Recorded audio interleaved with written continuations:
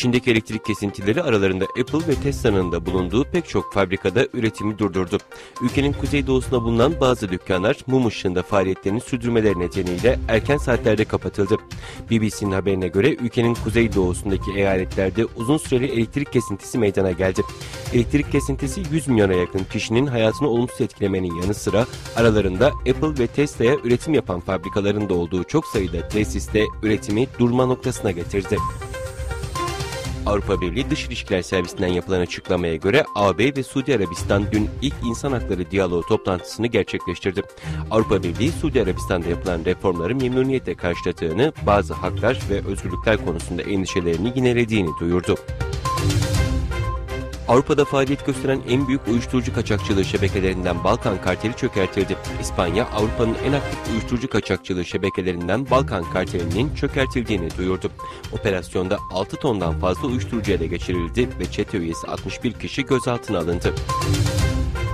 Ukrayna Dışişleri Bakanlığı Sözcüsü Macaristan'ın Kiev Büyükelçisi'nin Macaristan'la Rusya arasındaki doğalgaz anlaşmasıyla ilgili Dışişleri Bakanlığı'na çağrıldığını duyurdu. Sözcü, Macar Büyükelçi'ye Rusya ile Macaristan arasındaki yeni doğalgaz anlaşmasının Ukrayna-Macaristan ilişkilerine zarar vereceğinin hatırlatıldığını ifade etti. Macaristan Dışişleri ve Dış Ticaret Bakanı 27 Eylül'de ülkesinin Rus enerji şirketi Gazprom'la 15 yıl doğalgaz alımı konusunda anlaşma imzaladığını duyurmuştu.